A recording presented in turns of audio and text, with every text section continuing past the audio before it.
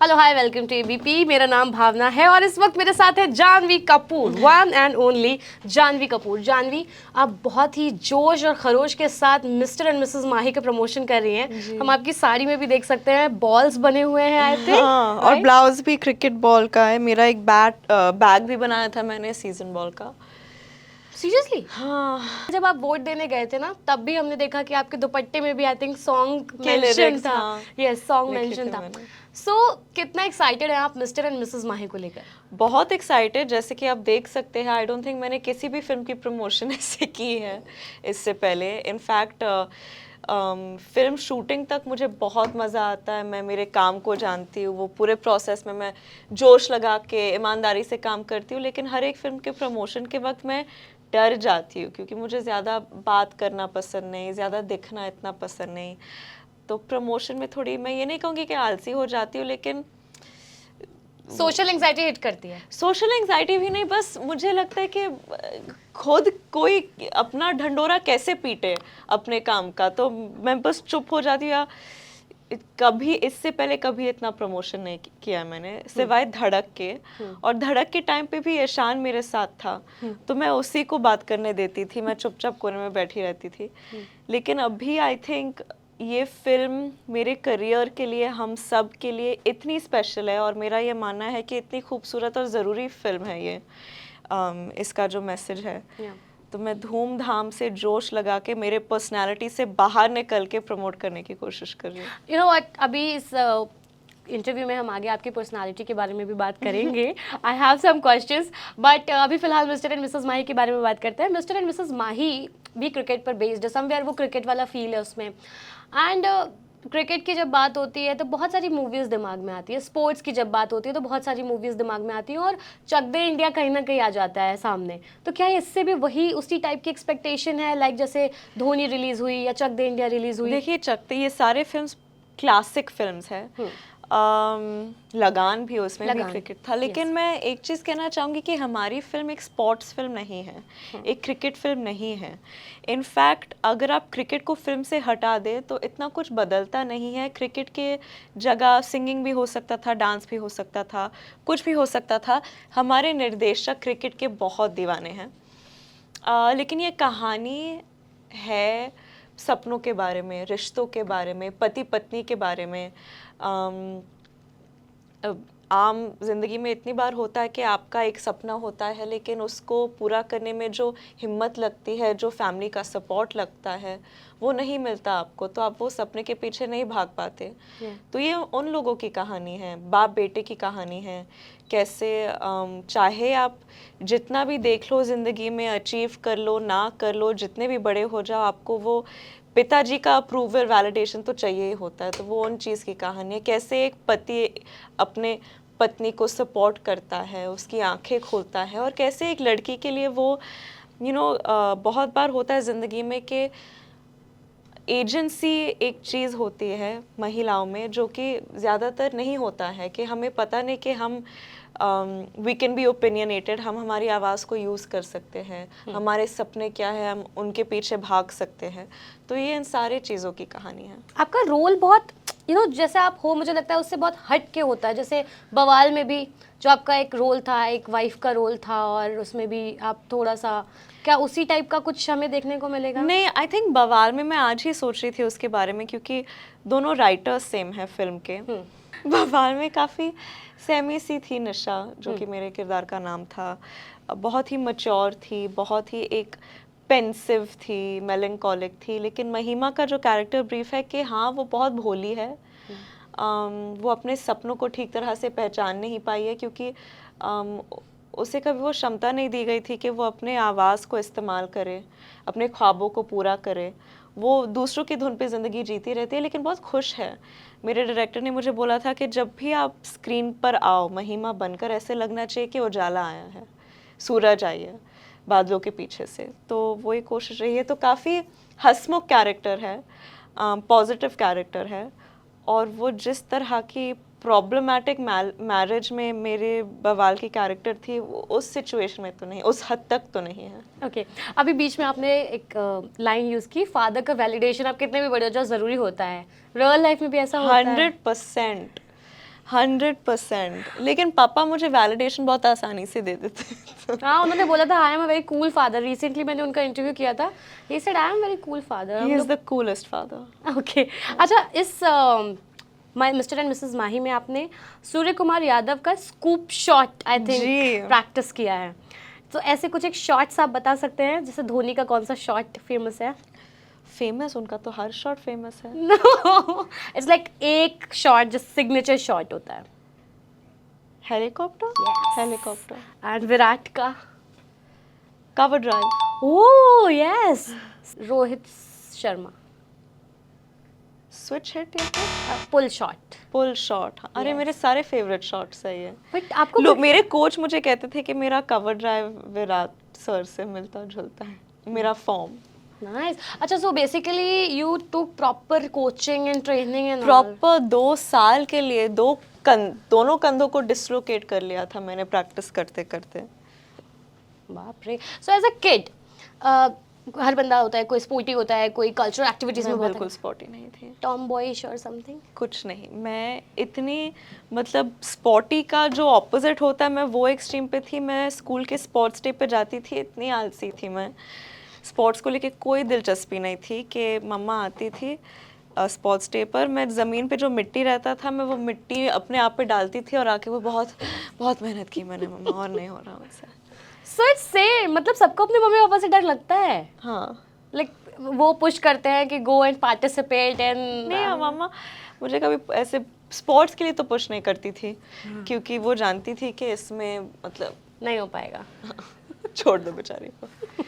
Okay, सो ये अभी मैंने कुछ दिन पहले ही जैसे बताया कि सर का इंटरव्यू लिया था, तो सर बोल रहे थे कि जब मैंने उनसे पूछा कि who is the funniest one in your family, so he said कि जानवी, अनफॉर्चुनेटली जानवी का फनीएस्ट साइड कोई देख नहीं पाया। She is very funny, although Khushi is also funny, but with poker face. She is extremely funny. See, unfortunately, nobody in the audience has seen her funny side.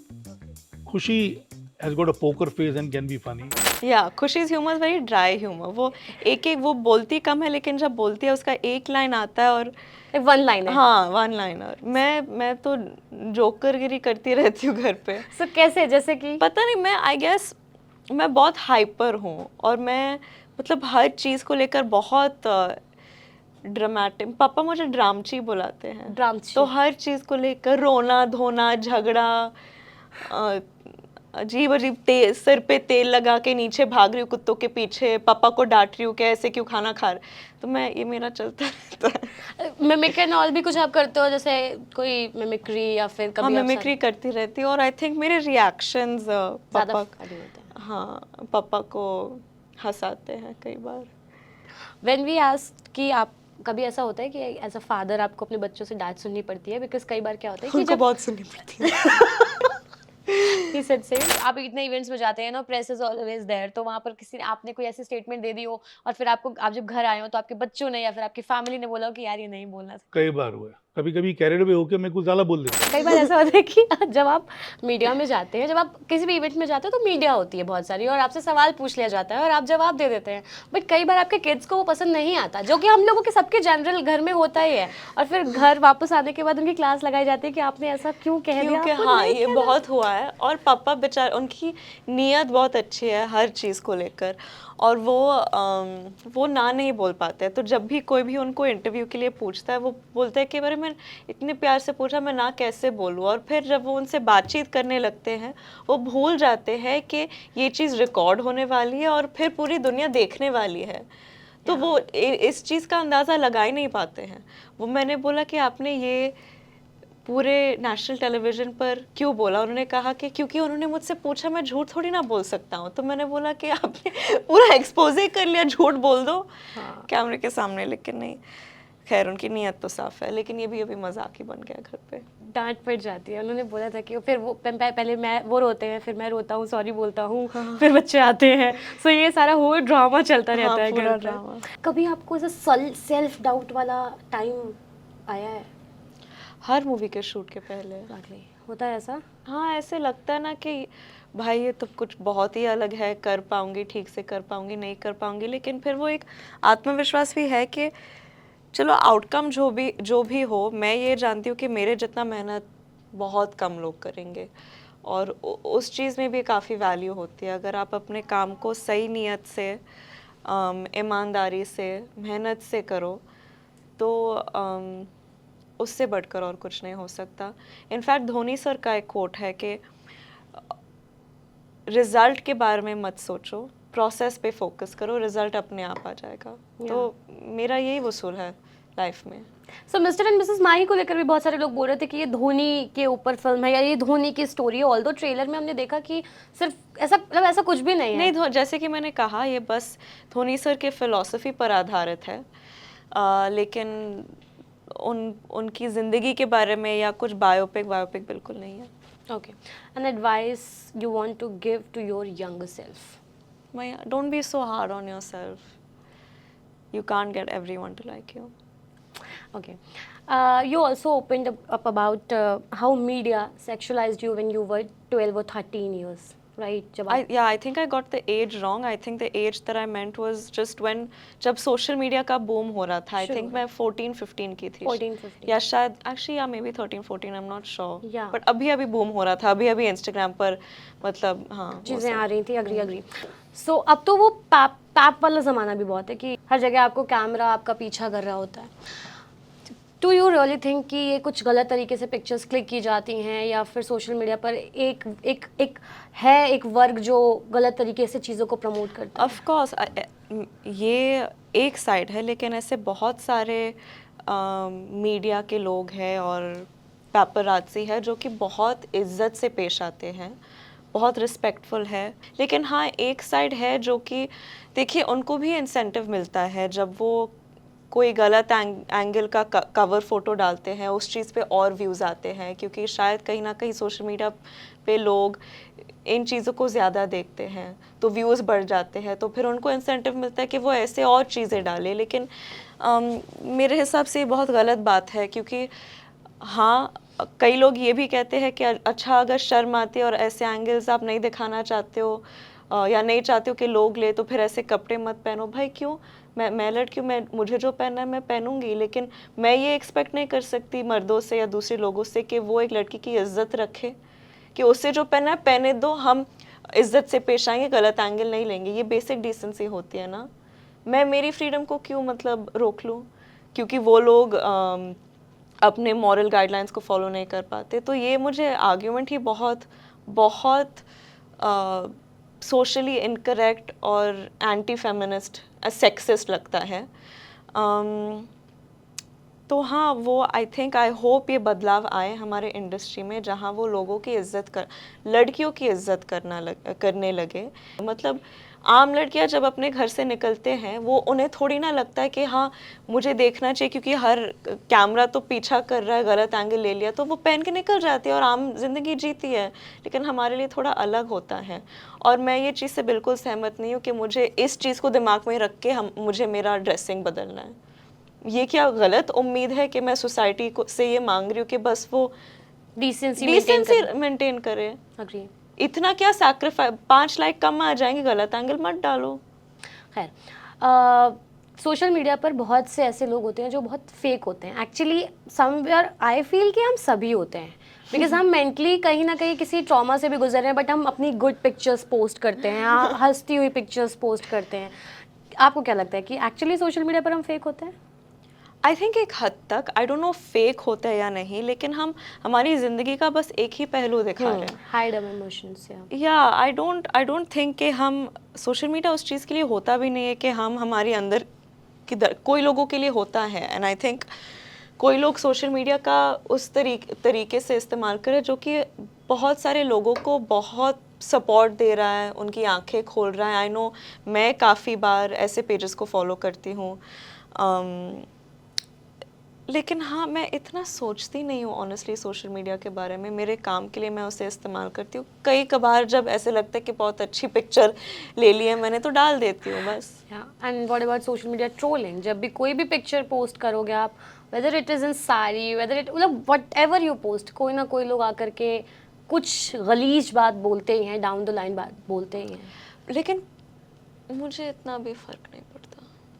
That's nice. या क्योंकि मैंने देखा है और अभी 5-6 साल हो गए कि ये होते जा रहा है। कई लोग बस बोलने के लिए बोलते हैं, उनको भी एक तरीके से इम्पोर्टेंस मिल जाता है ना, और टाइम पास हो जाता है। लेकिन अफसोस की बात ये है कि उनको लगता है कि नफ़रत फैलाने से और मज़ा आता है किसी की अच्छाई करने से। तो बस ये, but I guess it's human nature, मैं इतना नहीं सोचती हूँ। कई बार वो चीज़ सेंस भी नहीं बनाती जो वो कह रहे हैं। अच्छा, कई बार बहुत इस बात पे बहुत डिबेट होती है, स्पेशली कि you are from certain family तो तुमको बहुत एडवांटेज मिल गई, but if we see this thing from a different lens, जब कोई किसी फेमस फैमिली से डेब्यू करता है या आने वाला होता है तो उसके पास बहुत बैगेज भी होता है। इज़ इट ट्रू कि वो बहुत सारे एक्सपेक्टेशंस के साथ आ रहा होता है, लोगों की, इंडस्ट्री के अंदर के लोगों की? Plus of course I don't think, देखिए there two sides to every coin. मैं बस मेरे एक्सपीरियंस के बारे में बात कर सकती हूँ क्योंकि मैं और कुछ जानती नहीं हूँ। ऑफ कोर्स हम दोनों चीज़ों को कंपेयर नहीं कर सकते कि हमारे साइड का जर्नी और मुश्किल है या वो ज़्यादा मुश्किल है। फ़र्क ये है कि हमें शायद आसानी से मौके मिलते हैं, लेकिन इसका प्राइस ये है कि हमें वो मौका नहीं मिलता है कि हम लोगों को सरप्राइज़ कर पाएँ। क्योंकि लोग पहले से हमारे बारे में बहुत कुछ जानते हैं, और बी, वो हर काम को इस नज़रिए से देखते हैं कि इसको तो ये मौका आसानी से मिला है, बहुत सारा एक्सपोजर है, बहुत मदद मिला होगा इससे। तो वो एक स्क्रूटनी के नज़रिए से देखते हैं कि क्या सही हो रहा है, क्या गलत हो रहा है, क्या हर चीज़ को हमें वो प्रिविलेज या वो लग्जरी नहीं मिलता कि हम आके कुछ भी करके लोगों को सरप्राइज़ कर सकते हैं। जो कि शायद वो दूसरे साइड के लोगों को छूट ज़्यादा मिलती है वैसे। लेकिन इससे बड़ा फ़र्क ये है कि उनको मौके इतने आसानी से नहीं मिलते, और जब मिल भी जाते हैं तो अटेंशन इतना नहीं मिलता। So I think it's a much harder journey when you are from the outside to get a break. तो हम कंपेयर नहीं कर सकते। हाँ, मैं यहाँ बैठ के रो सकती हूँ कि बहुत प्रेशर है, लेकिन एटलीस्ट मुझे मेरी सपनों को जीने का, फिल्म सेट पे होने का मौका इतनी आसानी से मिला है। अभी आप like you are unfiltered somewhere, आप कुछ भी चीज़ होती है तो ओन करते हो। रिसेंटली आपने एक पेंडेंट पहना था जिसने बहुत अटेंशन ग्रैब किया। So I just wanted to ask you what quality makes you you? What quality makes me me? Yes, the one quality which I think that I take my work very seriously. I don't take myself too seriously. I'm like, yeah, I think I'm pretty simple like that. Just simple, okay. One movie जो आप करना चाहती हैं Shri ma'am की, जिसका remake बने and क्यों want किया? I don't think मुझे या किसी और इंसान को या एक्टर को उनकी कोई भी फिल्म करनी चाहिए। Really? Yeah. So sir said कि मिस्टर इंडिया 2 बन सकती है। So actually we were expecting कि हो सकता है कि उसमें आप दिखो या ऐसा कुछ। मुझे इस चीज़ की वो आपको पता है ना, वो पता नहीं क्या बोल रहा है, मुझे कोई आइडिया नहीं है। Okay, the last question would be, as an actress ma'am की ऐसी एक क्वालिटी जो आप लेना चाहो, मे बी वो अभी नहीं है आप में, बट वो आप चाहो कि आप धीरे धीरे डेवलप कर? आई थिंक वो 400 फिल्म्स करने के बाद जो फिनेस आता है उनके क्राफ्ट को लेकर, जो अवेयरनेस अलॉन्ग विथ स्पॉन्टेनिटी, वो एक कॉन्फिडेंस जो आ जाता है, आई थिंक वो 400 फिल्म्स के एक्सपीरियंस के बाद एक कलाकार कैसे परफॉर्म करता है, मुझे वो स्किल चाहिए। कभी कोई वेब सीरीज करने में इंटरेस्टेड हैं आप? ऑफ कोर्स, अगर स्क्रिप्ट अच्छी हो। कूल। मिस्टर एंड मिसेस माही के बारे में कुछ जो भी आपको कहना है प्लीज कह दीजिए। मिस्टर एंड मिसेस माही एक बहुत ही प्यारी फैमिली फिल्म आ रही है आपके नज़दीकी सिनेमा घरों में on the 31st of May। ये कहानी है सपनों के बारे में, पति पत्नी के बारे में, अरेंज मैरिजेस के बारे में, फैमिली के बारे में, और इसमें सब कुछ है, रोमांस, गाने, कॉमेडी, ड्रामा, थोड़ी सी क्रिकेट। प्लीज़ देखिएगा, बहुत मेहनत और ईमानदारी से बनाई गई है। And thank you for watching this video. Thank you, Janvi, for giving your time. Thank It you. was really wonderful. Thank Really. you. Thank you.